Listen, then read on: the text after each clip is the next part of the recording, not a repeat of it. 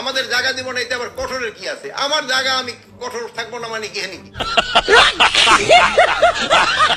Have an understanding with regard to fencing the border for security. Our two border guarding forces, SF, GB, have been in communication.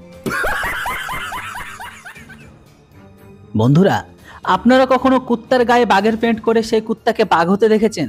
যদি না দেখে থাকেন তাহলে আজকের এই ভিডিওটি আপনাদের জন্য। আমি সেই রয়্যাল বেঙ্গল টাইগারকে আজকের দিনে প্রেজেন্ট করব, যে রয়্যাল বেঙ্গল টাইগার কুত্তার মতন গায়ে বাঘের পেন্ট করে যে ভৌ ভৌ করছে। যদিও তার মুখে থেকে বাঘের তো গর্জন নেই, বাট কুকুরের আওয়াজটা আপনারা অবশ্যই শুনতে পাবেন। ভিডিওটি অনেক ইন্টারেস্টিং আর মজাদার হতে চলেছে, কেননা এই মুহূর্তে ভারত আর বাংলাদেশের সীমানাকে নিয়ে ভীষণভাবে উত্তপ্ত। আপনারা ভিডিও দেখলে বুঝতে পারবেন তারা আদৌ ভারতকে ভয় পাচ্ছে না ভারতকে কাউন্টার করছে। যেটা হোক বন্ধুরা, চলুন আপনাদের জন্য ইন্টারেস্টিং ভিডিওটা এনেছি। ভিডিওটিকে লাইক করবেন আর চ্যানেলটিতে নতুন হলে সাবস্ক্রাইব। স্পষ্টভাবে জানাই দিই। হ্যাঁ, আপনি বলেন, আমরা শুনছি আপনি কি বলতে চান। 150 গজের যদি 149 গজেও হয়, আমরা সেটাকে ভেঙে ফেলে দিয়ে আমরা সেই 150 গজের ওই সাইডে সরে ফেলে দেবো। তো আপনারা আপাতত আমাদের এখন কত জায়গাকার বেড়াকে উপরে ফেলে দিয়েছেন যে এক রাত্রে ঘুম দিয়ে উঠে দেখবে বাংলাদেশ নাই। বিষয়টা খুবই একটা হাস্যকর। চিন্তা করার কিছু নেই, ইনি হচ্ছে বাংলাদেশের একজন দাদা। ইনার কথা শুনে আপনারা সামনের দিন আরো বেশি করে হাসবেন, তবে আমরা হাসবো না, ইনার কথা শুনে আপনারা অবশ্যই হাসবেন। চলুন বন্ধুরা দেখে নি ইনি আর কি বলছেন। ভিডিওটিকে শেষ পর্যন্ত দেখুন, অনেক মজা পাবেন। যদি এরকম কোনো কিছু হয়, ইউক্রেনের কাছে যেমন রাশিয়া বোকা হয়ে গেছে, বাংলাদেশের কাছে ভারত হেরে বোকা হবে। যদি এরকম কোনো কিছু হয়, ইউক্রেনের কাছে যেমন রাশিয়া বোকা হয়ে গেছে, বাংলাদেশের কাছে ভারত হেরে বোকা হবে। দাদা, আপনি যে কত বড় মূর্খ নিজেই প্রমাণ করে দিলেন। আপনি নিজেদেরকে বাংলাদেশকে অর্থাৎ ইউক্রেনের সাথে তুলনা করছেন। ফার্স্ট অফ অল, আপনারা কি বাংলাদেশ অর্থাৎ ইউক্রেনের বালির যোগ্য? আমার তো মনে হয় একদমই না। কথাটা শুনতে খারাপ লাগতে পারে। কোথায় বাংলাদেশ আর কোথায় ইউক্রেন? ইউক্রেন তো ন্যাটোতে যুক্ত হয়ে গেছে, সেই জন্য ঝামেলাটা শুরু হয়েছে। সেই জন্য এখনও তাদের পুরো পশ্চিমী দুনিয়া থেকে শুরু করে আমেরিকা প্লাস ন্যাটো ফুললি সমর্থন করছে। ইউক্রেন যুদ্ধের 1 মাসের মধ্যে হেরে গেছে। এখন পর্যন্ত লড়াই করছে, সেটা হচ্ছে ইউক্রেনের নামে। আসল লড়াইটা লড়ছে পশ্চিমা দেশ আমেরিকা, ন্যাটো। কিন্তু প্রশ্ন একটাই, যে আপনাদেরকে সহায়তা কে দেবে ন্যাটোর মতো? যদি আপনারা এই কথা বলেই থাকেন, তাহলে বর্তমান সময়ে পাকিস্তান যাদেরকে আপনারা আব্বু বলে সমর্থন করে, তারা হয়তো তাদের উৎপাদিত কিছু টেররিস্ট বা শুয়োর ফ্যাক্টরি শুয়োরগুলোকে সাপ্লাই করতে পারে ভারতের বিরুদ্ধে ক্ষতি করার জন্য, বা তাদেরকে দিয়ে ভারতের সাথে লড়াই করার জন্য। কিন্তু আপনাদের অস্ত্র, টাকা, পয়সা এগুলো আপনাদের কেউ দিয়ে সাহায্য করবে না। আজ থেকে কিছুদিন আগে বাংলাদেশকে পাকিস্তানের তরফ থেকে বলেছিল বাংলাদেশ আমাদের হারিয়ে যাওয়া ভাই। ভাই, সাদা মনের সহজ সরল প্রশ্ন, কই আপনাদের তো কখনো বলছি না যে আপনারা যখন আমাদের ভাই, আমাদের কাছে থেকে নিউক্লিয়ার অস্ত্র যে সমস্ত অস্ত্রগুলো আছে আপনারা ফ্রিতে নিয়ে যান। কেন আপনাদের কাছে বিক্রির অফার দিচ্ছে? তাই কখনো বালের মতন কথা বলে নিজেদেরকে ইউক্রেনের সাথে কম্পেয়ার করে বলবেন না যে বাংলাদেশও ভারতকে হারিয়ে দেবে। কেননা দিন শেষে আপনাদের পিছনে যদি দম না থাকে, কেউ সাহায্য করবে না। হ্যাঁ, আপনাদের গাছে মই তুলে দেওয়ার মতন অনেকে থাকতে পারে, সেটা চীন হতে পারে, পাকিস্তান হতে পারে, তুর্কি হতে পারে, কিন্তু নিজের পিছন ভারী না থাকলে আপনাদের কেউ সাহায্য করবে না। তাই বালের মতন কথাবার্তা বাদ দিয়ে নিজেদেরকে ইউক্রেনের সাথে কম্পেয়ার করবেন না, কেননা ইউক্রেনের আপনারা নখের যোগ্য না। আশা করি বুঝে গেছেন। কথা কি ক্লিয়ার না ভেজাল আছে? আন্তর্জাতিক সীমারেখা যে বিষয়টা থাকে 0 পয়েন্ট এবং নো ম্যাচ ল্যান্ড। 0 পয়েন্ট থেকে নো ম্যাচ ল্যান্ডের দূরত্ব থাকে এক এক জায়গায় একরকম। বাংলাদেশে আছে 150 গজ। रुको जरा, सबर करो, बोला धक्का बुक्की नहीं करने का। তাদের কাটাতারে বেড়া দিয়ে তারা 150 গজের 1 ইঞ্চি আমাদের সীমানায় চলে আসে। 150 গজের 1 গজ এই সাইডে আসে, বাংলাদেশ সে কাটাতারে বেড়া ভেঙে ফেলে দেবে। এটা ভারতকে স্পষ্টভাবে জানাই দিই। ও দাদা, তাহলে আমাদের বিএসএফ কিভাবে কাজ করছে সীমানায়, যেটা আমার কথা নয়, সেটা আপনাদের মিডিয়ায় বলছে। চলুন একবার সেটাও শুনে নিই যে তাদের মিডিয়াতে কি বলছে, যে আমাদের বিএসএফ কাজ করছে না বন্ধ রেখেছে। 15 থেকে 20 গজের মধ্যে বিএসএফ কাঁটাতারের বেড়া নির্মাণ করায় ক্ষুব্ধ বাংলাদেশ অংশের বাসিন্দারা। আহারে, চোখের পানিতে বোকটা বাইসা যায়। সীমান্তের দুপাশেই টহল জোরদার করেছে বিজিবি, বিএসএফ। আরে আপনি কাঁপছেন কেন? 150 গজের যদি 149 গজেও হয়, আমরা সেটাকে ভেঙে ফেলে দিয়ে আমরা সেই 150 গজের। দাদা বাবু, তোমরা আমাদের বাল ছিঁড়ে বোঝাবে তো, কেননা তোমাদের মিডিয়াতে কি বলছে সেটা একবার তোমরা নিজেরাই শুনে নাও, তাহলে বুঝতে পারবা যে কে কার বেড়াকে উপড়ে ফেলছে আর কোথায় কিভাবে ভারতের বিএসএফ আর সাধারণ জনতা মিলে এই কাজকে করছে।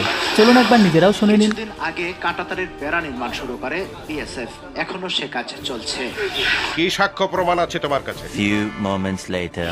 যেভাবে বেড়া দিতে হচ্ছে, একদম আমরা করতে পারিলে বেড়ার সামনে বিএসএফ দাঁড়ায় থাকে, আমরা ওইদিকে যাইতে দেয় না, ওই দিক দিয়ে সর, ওই দিক দিয়ে সর, নইলে গুলি করবো। ইন্ডিয়া চায়নায় বর্ডারে দুই দেশের অস্ত্র বহন নিষিদ্ধ। আমি চাই বাংলাদেশ আর ভারত বর্ডারেও দুই ধরনের দুই সীমান্ত রক্ষীদের অস্ত্র বহন নিষিদ্ধ হোক। দাদা, আমরা জানতাম আপনি নির্বোধ, কিন্তু আপনি যে এত বড় বোকাচন্দ্র সেটা তো কই জানতাম না। আপনি কিসের সাথে কিসের তুলনা করছেন? চীনের সাথে ভারতের যে বর্ডার এগ্রিমেন্ট আছে সেটা অনুসারে সেখানে দুই দেশেরই অস্ত্র ডিপ্লয়মেন্ট নিষিদ্ধ, এটা সত্য কথা। কিন্তু দুই দেশ কিন্তু তাদের নিজেদের মতো সেনা কম্পিটিটর হিসাবে মানে সমতুল্য সেনা প্লাস অস্ত্রকে ডিপ্লয় করে রেখেছে। আর আপনি যদি চীনের সাথে বাংলাদেশের বর্ডারের তুলনা করেন, আপনি যে একটা নিজে আস্ত বড় বোকাচন্দ্র সেটা আবারও প্রমাণ করলেন।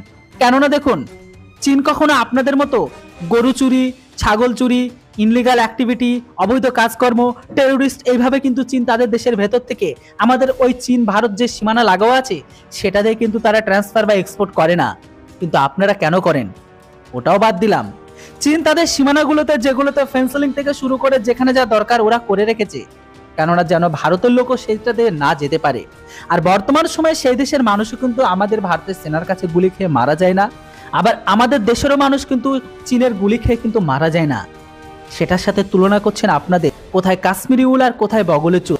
একবার কম্পারিজন কথার একবার নিজেদের অকাতটা দেখুন। আপনার হচ্ছে পৃথিবীর সব থেকে জঘন্যতম নিকৃষ্টতম ব্যক্তি, যে দেশে ইসলাম প্রোডাক্ট গ্রহণকারী বসবাস করে তাদের মানসিকতা কি হতে পারে? আপনারা তো অলওয়েজ অবৈধ ইনলিগাল অ্যাক্টিভিটির সাথে যুক্ত, তাই তো ভারতের বিএসএফ এর হাতে গুলি খেয়ে মারা যান। নইলে আজকের দিনে আপনারা তো নিজেরাই সীমানা দিতেন। কই ভারত দিচ্ছে, আপনাদের প্রবলেম হচ্ছে, কেননা আপনারা দিয়ে দিন না? কই সেটা তো দিচ্ছেন না। আজাইরা কথা না বলে লাইনে আসুন। দুই নম্বর কথা হচ্ছে যে 2021 সালে যখন ইউক্রেন আর রাশিয়ার যুদ্ধ হয় তখন তো সারা বিশ্ব হাসাহাসি করছিল সত্যি যে একজন কৌতুক অভিনেতা দেশটাকে ধ্বংস করে দেবে। আজ কিন্তু 25 সাল রাশিয়া কিন্তু তাদের বিজয় অর্জন করতে পারে না। আবারও তো দাদা সেই ভুলভাল কম্পেয়ার করছেন, কোথায় কাশ্মীরি উল আর কোথায় বগলের চুল। ইউক্রেন সেদিনই হেরে গেছিল, অর্থাৎ 1 মাসের মধ্যে। লড়াইটা হচ্ছে এখন ন্যাটো, আমেরিকা, পশ্চিমী দেশ প্লাস রাশিয়ার সাথে। ইউক্রেন একটা মহড়া, এতটুকু তো একটা এখনকার বাচ্চা ছিল বোঝে, এটাও আপনারা বুঝুন। কেননা এই লোক দেখানো হাসি ঠাট্টা কথা বলে নিজেদেরকে আর হাসির পাত্র করবেন না। একবার ভাবুন, ইউক্রেনের সাথে এখন যুক্ত আছে আমেরিকা, ন্যাটো, পশ্চিমা দেশ, কিন্তু আপনাদের সাথে কে যুক্ত থাকবে? ইউক্রেনের সাথে যুক্ত আছে কারণ ওখানে ওদের ফায়দা আছে, কিন্তু আপনাদের মতন অশিক্ষিত আনডেভেলপমেন্ট কান্ট্রির সাথে কে যুক্ত হতে চাইবে? আর কেন বা আপনাদের কেউ সাথ দিবে? হ্যাঁ, আপনাদের মই তুলতে অনেকেই আসবে, কিন্তু নিজের যুদ্ধটা নিজেকে লড়তে হবে। আর একটি দেশের যুদ্ধ লড়ার জন্য কি কি থাকা দরকার এটা আপনিও বোঝেন। যাই হোক, যেটাই হোক, আপনাদের দেশের আবেগী প্রবণ মানুষদেরকে এই সমস্ত কথা বলে কিছুটা মনে শান্তি দেওয়া যায়, কিন্তু রিয়েলিটি কি সেটা আপনিও বোঝেন। যাই হোক, এবার আপনি বলুন যে আপনাদের সাথে যদি ভারতের কখনো যুদ্ধ হয় তাহলে আপনারা ইউক্রেনের সাথে আর কম্পারিজন করেন না, কেননা ইউক্রেন 1 মাসেই শেষ হয়ে গেছে। লড়াইটা হচ্ছে এখন আমেরিকান একটা পশ্চিমা দেশ বনাম রাশিয়া। বাকিটা আপনি বুদ্ধিমান হলে অবশ্যই বুঝে গেছেন আমি কি বলতে চাই। ঠিক, রাশিয়া বড় দেশ, ইউক্রেন ছোট দেশ। ভারত যদি মনে করে যে এক রাত্রে একটা সার্জিক্যাল স্ট্রাইক করে, যেটা এটা বলে, স্যার আপনি একটু বাইরে গিয়ে আবার ঢুকেন, আমরা আপনাকে দাঁড়ায় সম্মান করি। ওই সেদিন দীপঞ্জন চৌধুরী বলছেন, তারপরে যে আরেকজন সচল ঘোষ বলেছেন, বিজেপির মুখপাত্র, যে এক রাত্রে ঘুম দিয়ে উঠে দেবে বাংলাদেশ নাই, উপরে আল্লাহ নিচে জমিন, কথা সত্য। বিষয়টা খুবই একটা হাস্যকর। যদি এরকম কোনো কিছু হয়, ইউক্রেনের কাছে যেমন কি সাক্ষ্য প্রমাণ আছে তোমার কাছে? ভারত বাংলাদেশ আদৌ কোনো যুদ্ধ হবে কিনা সেটা তো জানি না, তবে হারা তো এখানে দূরের কথা। এখানে জানি না কে কতটা মজা পাচ্ছে, তবে আপনার কথা শুনে অনেক কিন্তু ইন্টারেস্টিং বা মজা লাগছে। তবে হ্যাঁ, এই কথাগুলো শুনে হয়তো আপনাদের দেশের মাদ্রাসা পাস ইসলাম পড়া গ্রহণকারী টুপিতে রাখা ব্যক্তিরা মনে শান্তি পেতে পারে যে ভারত আমাদের কাছে ইনশাল্লাহ হেরে যাবে, কিন্তু রিয়েলিটি কি সেটা আপনিও বোঝেন। যাই হোক, এই সমস্ত আবেগী কথা বলে আপনার দেশের সাধারণ মানুষের মনে শান্তি এনে দিতে পারেন, বড় বড় কথা বলে হয়তো সিম্পাথি পেতে পারেন, কিন্তু রিয়েলিটি কি সেটা আপনিও ভালোভাবে বোঝেন। যেটাই হোক, এবার আপনার বক্তব্য অনুসারে সেটাই যদি হতো তাহলে মনে হয় না ভারত সেই দিন ভারত বাংলাদেশকে যেভাবে ট্রেনিং দিয়ে আজকে যে নতুন বাংলাদেশকে তৈরি করেছে সেটার আর কোনো প্রয়োজন পড়তো। বর্ডারে আগ্রাসী মনোভাব করার তাদের ভিন্ন উদ্দেশ্য। তারা এই দেশের এই আগ্রাসী মনোভাব তারা ইচ্ছাকৃত করতেছে। Sorry, I am very very sorry.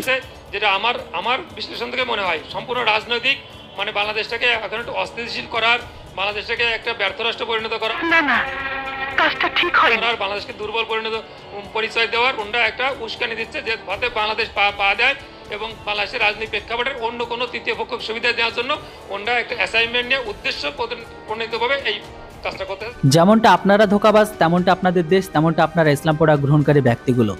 Bharat যদি এমনটাই করতো তাহলে ভারত কখনোই কাঁটাতাড়ি বেড়া লাগাতো না বা পায়ে পা ঘেঁষে ঝামেলা করতে আপনারা আসতেন না। আপনাদের সাথে যদি আমাদের এতই প্রবলেম হয়ে থাকে বা সীমান্তনে যদি এতই প্রবলেম, তাহলে আপনারা নিজেরাই কেন কাঁটাতাড়ি বেড়া দিচ্ছেন না? চলুন, কে সত্য বলছে কে মিথ্যা বলছে সেটা তো আপনাদের মিডিয়াতে প্রমাণ করছে। আরো একবার আপনাদের মিডিয়ার আরো একটি ভিডিওকে দেখে নিন, তাহলে আপনাদের সামনে জলা দুধ পরিষ্কার হয়ে যাবে যে এই মুহূর্তে সীমানায় কে মার খাচ্ছে আর ভারতের বিএসএফ কোথায় কোথায় কাঁটাতার দিচ্ছে, যেটাকে দেখে আপনাদের দেশের মানুষ আর আপনাদের দেশের মিডিয়া কতটা উদ্বিগ্ন আছে।